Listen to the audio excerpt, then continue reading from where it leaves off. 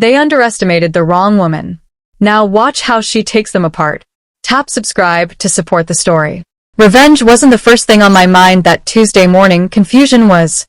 The first sign something was off wasn't even the security guard giving me that stiff, sorry you got caught expression as I walked into the Meridian Media building. It wasn't even my access card suddenly blinking red like it didn't recognize me. No, the true punch to the throat came when I opened the door to Studio 4, the creative suite I'd built from the ground up, and found a man I had never seen in my life lounging in my chair, sipping from a mug that read Meridian's brightest visionary. I hadn't even stepped fully inside before he glanced up with a grin too wide to trust. You must be Talia, he said, crossing one ankle over the other like this was his living room. I'm Cedric Vaughn, the new senior creative director. The new what? 3 months ago, I was running the studio. My ideas, my shows, my production schedules, my campaigns, all under my name. I was the one who designed the streaming platform's most successful series concepts, the one who saved Meridian Media when its marquee show tanked 2 seasons early. 5 years of back-to-back deadlines, 18-hour edit sessions, and holidays spent on Zoom storyboarding across time zones, and now Cedric, smelling like department store cologne and ego, was sitting in my seat like it was always meant for him. He stood up dramatically, pulled a thick envelope from my drawer, and handed it over. HR wanted this to feel more formal, he said with faux sympathy, but I prefer efficiency. Welcome back. And also, consider this your goodbye package. Inside, termination papers, a laughable severance amount, and signature lines already highlighted as if I'd sign out of habit. I didn't curse. I didn't cry. I didn't make a scene. Instead, I took the cheap pen from his mug, walked out, and signed the visitor log, not the exit paperwork. The security guard buzzed me out of the lobby without a word. That was the public ending. But the real story? Oh, that was just opening night. I drove home with the envelope on the passenger seat like a brick wrapped in corporate arrogance. No tears. No calls. Not even anger, just focus. At home, I poured a glass of whiskey the exact shade of Dangerous Decisions and pulled out my original employment contract from the metal box under my router. Clause 12B. Something I hadn't thought about in years. All original creative work, concepts, and narrative frameworks remain the intellectual property of the originating creator unless transferred in writing. I read it twice. 3 times. There were no transfer agreements. None. I didn't just create Meridian's hit shows. I owned them. 6 flagship series concepts. 4 format Bibles. 12 treatments. All registered under Talia Marrow, untouched, unassigned, unclaimed. They had fired the woman holding the rights to their entire upcoming content slate. They had no idea what they'd done. Cedric thought he replaced me. He didn't replace me. He replaced the illusion that they had power. While he was rehearsing his TED Talk smile and printing new business cards, I was holding the keys to every profitable idea Meridian Media had marketed for the last 3 years. I wasn't going to storm the building. I was going to let them walk into their own fire, smiling, holding their own matches. And that night, sitting alone at my kitchen table with the contract spread out like a prophecy, I realized something. They thought they'd erased me. But sometimes the best revenge starts in silence. I didn't sleep that night. Didn't even pretend to. I stayed at the kitchen table, the termination packet spread out like a cheap tarot reading predicting a downfall. Theirs, not mine. My fridge hummed. The streetlight flickered like it was in on the secret. And in the center of it all sat Clause 12B, the very protection I fought to add when Meridian was a messy startup with more ego than funding. I remember the day I demanded that clause, 5 years earlier, back when I was a nobody with a master's degree, a camera full of raw pilot footage, and a binder of concepts that could shift the entire digital entertainment landscape. Their attorney had frowned at the wording, but I held my ground. If you collapse or get bought out, I'd said, my work follows me. My voice stays mine. Back then, it felt like a minor safeguard. Now it was a nuclear switch. I dug deeper. Old emails. Archived Slack threads. The dusty box in my closet labeled open only if they try me. And there it was. Everything I'd ever created, the show Bibles, the treatment drafts, the development docs, the visual pitch boards, registered to me and me alone. 6 series concepts, all with my name stamped in the official database. Not a single transfer agreement. Not even a memo pretending Meridian ever owned my ideas. It was like they truly believed I'd never leave. Like they thought they could drain me dry and then toss me out. And the worst part, they were using my material publicly. I opened my laptop and typed in Meridian Media's page. Nothing about my departure. Just 4 smile posts about creative evolution and fresh leadership alignment under their new star, Cedric Vaughn. I clicked their latest press release. They were preparing to raise $75 million for expansion, money built on shows, formats, and concepts I had written. It wasn't ego. It was ownership. Mine. The adrenaline came slowly, not in a crash, but in a steady bloom under my skin. I picked up my phone and called a number I hadn't used in years. Simone? It's Talia. You still doing entertainment law? There was a pause, then a low whistle. Girl, I thought you left the country. No, I said, smiling into the quiet. I was sharpening knives.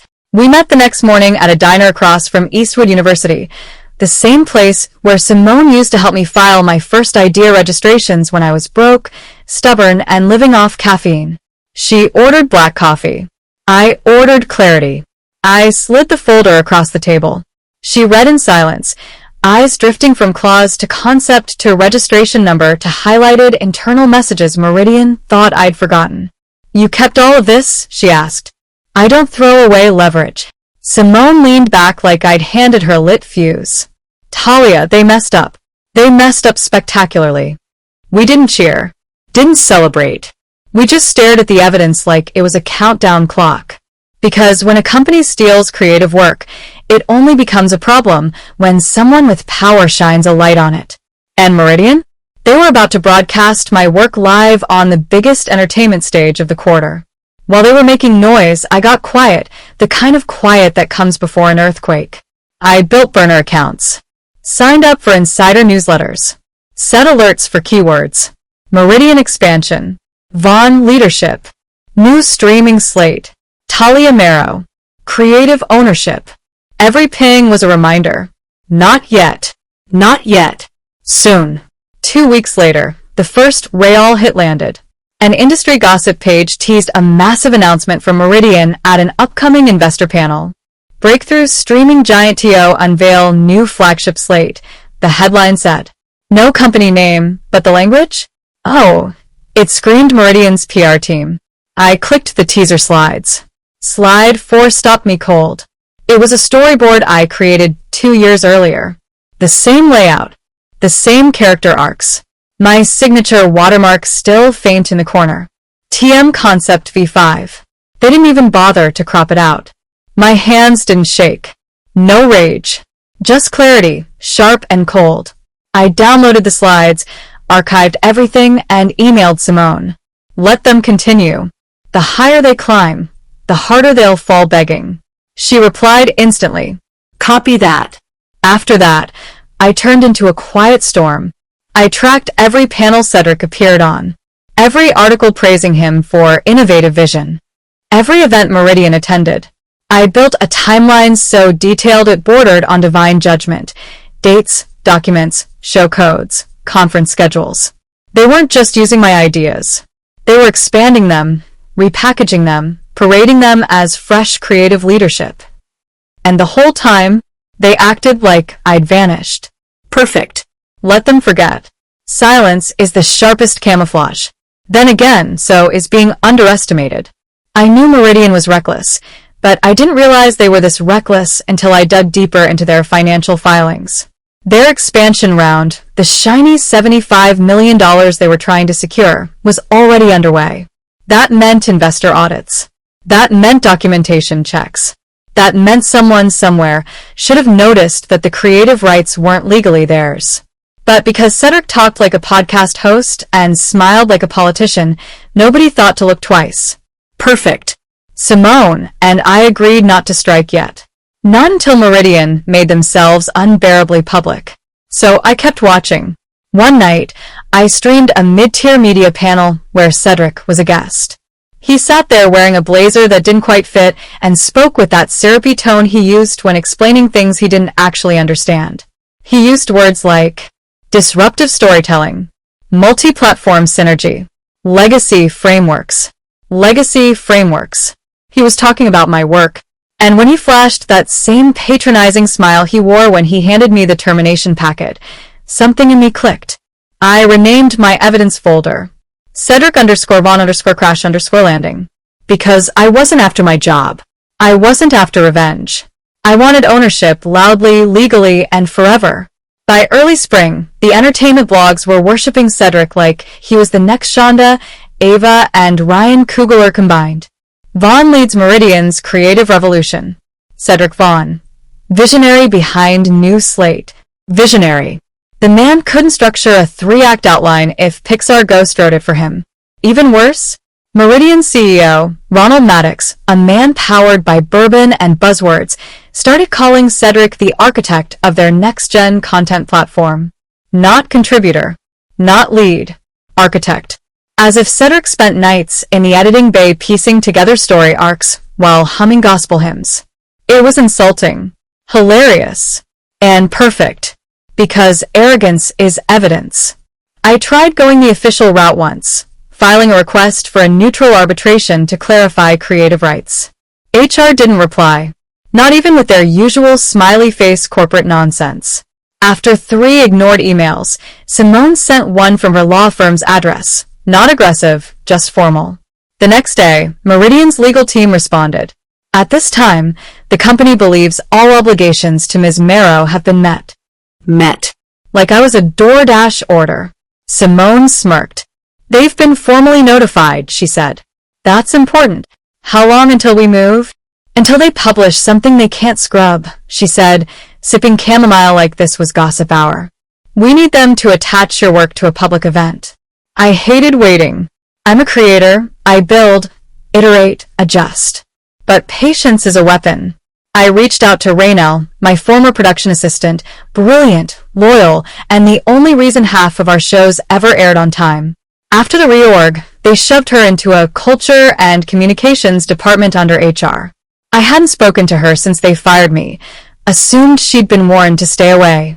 But when I messaged her on Signal, Ray? It's Talia. You free? Her reply came in under a minute. Lord, where have you been? They told us you took a luxury buyout. A what? Yeah, Cedric said you moved on to better things. I laughed so hard I nearly dropped my phone. Ray, can you still see internal decks? Long pause. Then, I shouldn't. But yes. Why? Do me a favor.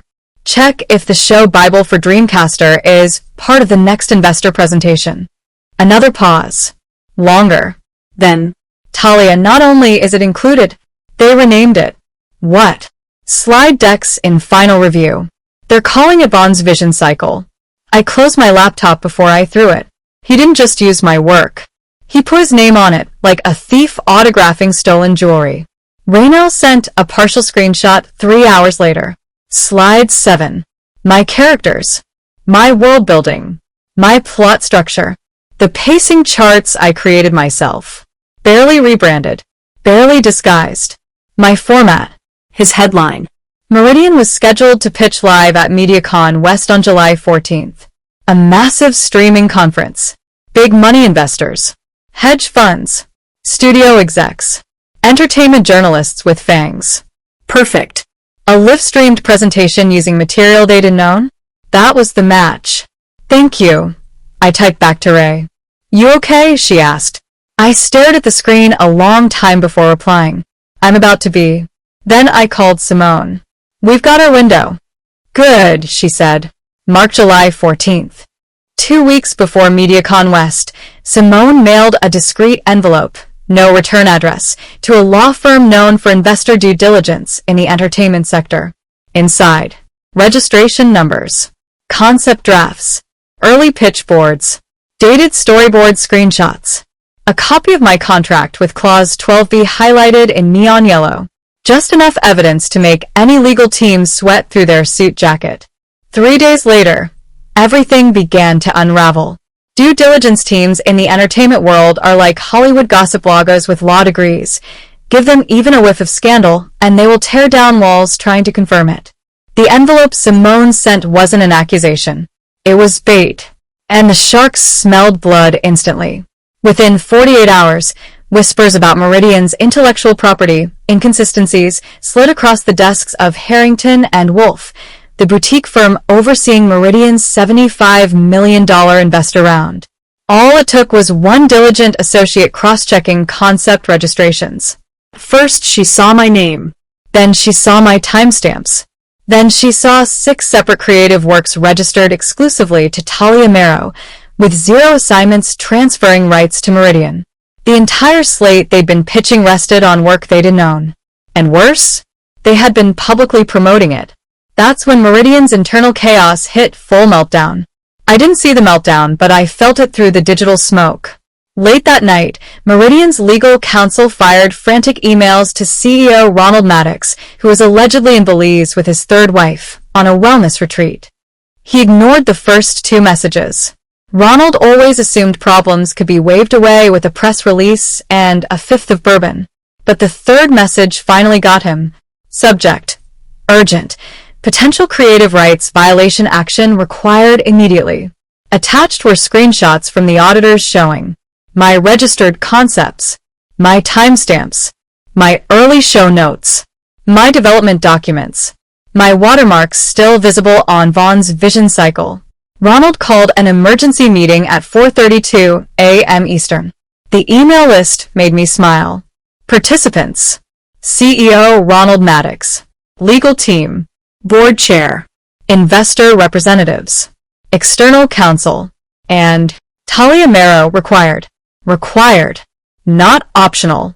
Not courtesy. Required. I forwarded the invite to Simone with one sentence.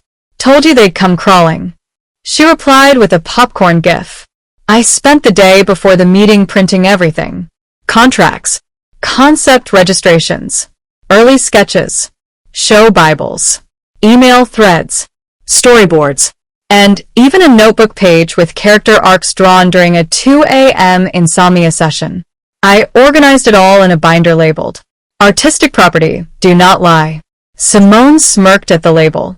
You're going to make grown executives cry, she said. Good. We joined the call the next morning at 9 a.m. sharp. Camera off, mic muted, binder open, like a sniper waiting for the wind to settle. The first 10 minutes were corporate theater. Forced greetings.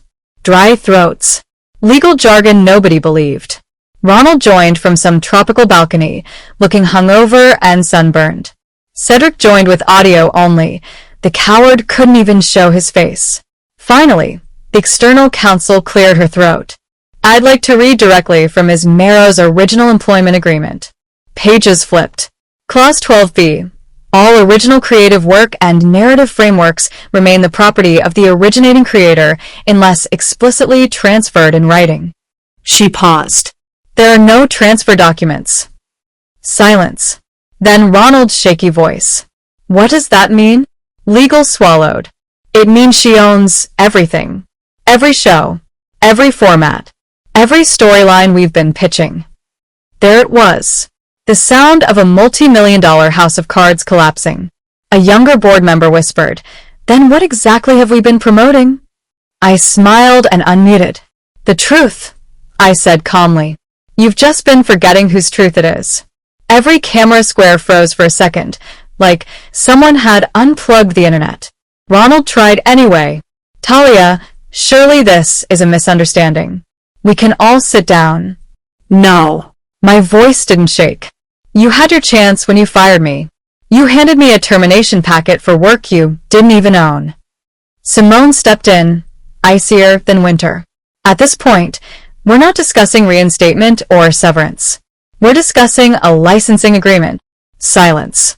Then the board chair asked, So Meridian owns none of the upcoming slate? Simone didn't hesitate. That is correct. Someone muttered an audible, Oh my God. Another whispered, We could be sued. Simone smiled into the mic. Only if Talia feels generous. I sat in silence, letting them choke on the gravity of their own incompetence. Meeting ended with promises to review options. Translation. After they finished panicking, sweating, and Googling, "Can you pitch creative work you don't own?" A formal email arrived from Meridian Legal. Reinstatement proposal, urgent. They offered. Old title. New lab. Team restored. Higher pay. A renewed commitment to collaboration. Simone didn't even try to hide her laugh. This is their version of groveling. "I'm not going back," I said. "I knew that." We drafted our own terms. A licensing agreement. Non-exclusive. 3 years only. Renewable at my discretion. Market rate, which was high. Retroactive fees. Credits required. All promotional materials must cite. Licensed under Marrow Creative Holdings. We sent it Monday at 9:12 a.m. At 3:04 p.m., their legal team responded. "This is too aggressive." Simone replied, "No, this is mercy." By Thursday, they signed. A separate message arrived from HR.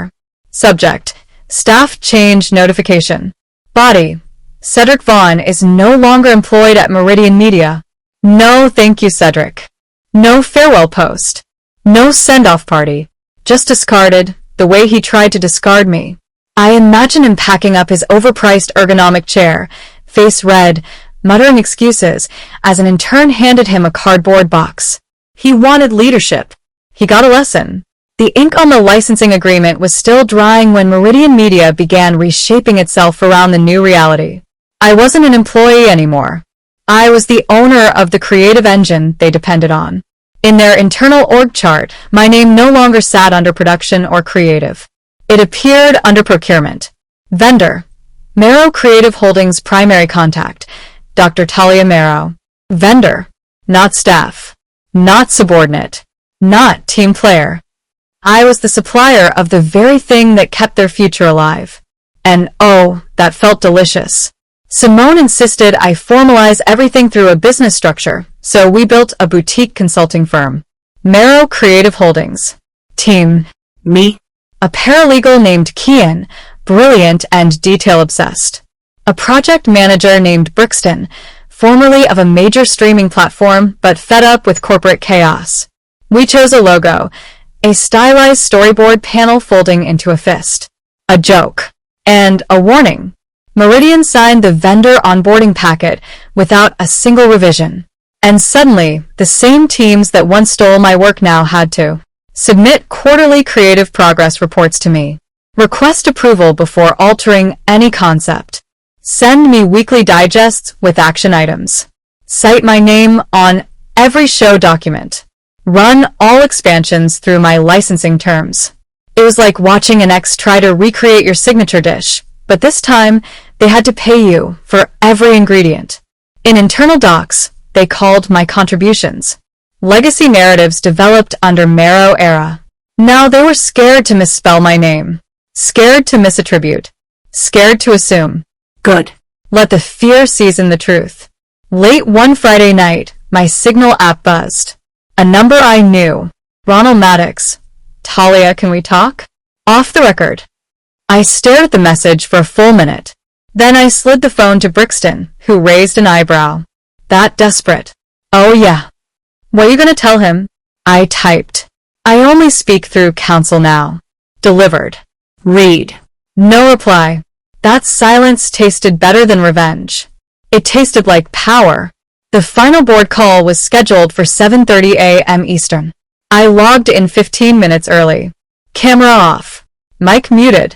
Watching each participant icon light up one by one like the world's saddest countdown. Everyone was there. Board chair. 2 heavyweight investor reps. External counsel. Meridian's legal team. And Ronald, looking thinner, older, and absolutely crushed. He wasn't calling from a beach this time. He looked like a man who'd slept in his office. The agenda was brutal and honest. Licensing obligations review. Revenue projections with Marrow Creative Holdings. Contingency plan if the license is not renewed. By slide 3, Ronald couldn't even look at the camera. He whispered, "She owns every concept we've pitched for the last 3 years." No one corrected him. No one softened it, because it was the truth. One investor rep leaned forward, voice cool, measured, and lethal. "Well then," he said, "it appears you'll need to renegotiate with your new creative architect." Nobody laughed. Nobody called it an exaggeration. They all knew exactly what he meant. I unmuted. The square around my face lit up like the opening credits. I waited a beat, soft, controlled, and looked straight into the camera. "Funny," I said. "You tried to replace me. Turns out, I was the product the whole time." No one said a word. I clicked leave meeting, and the boardroom dissolved to black. Just like that. I leaned back in my chair as the city brightened behind me. Sunlight spilled across my desk, illuminating the signed licensing contracts stacked neatly beside my keyboard. Somewhere inside Meridian, Ronald was probably pouring a panic drink. HR was scrambling to update their internal systems. PR was Googling synonyms for licensor. Legal was rewriting training modules to reflect Marrow Creative Holdings oversight. And Cedric? God knows where he was. Probably coaching himself in the mirror on how to explain getting fired from a job he never actually earned. As for me, I opened a new document. Title: Expansion Slate, Phase 2. Because this wasn't revenge. Revenge is emotional. This was business. Exceptionally good business.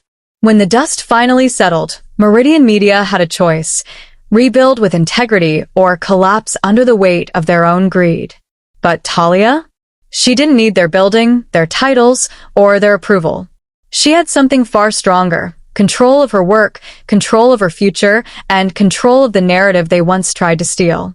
And as she stepped into the next chapter, one thing became undeniable. They tried to erase her. They ended up elevating her. If you enjoyed this story, hit follow, like, or subscribe. More stories of power reclaimed, voices restored, and tables flipped are on the way. Stay tuned. Your support keeps these stories coming.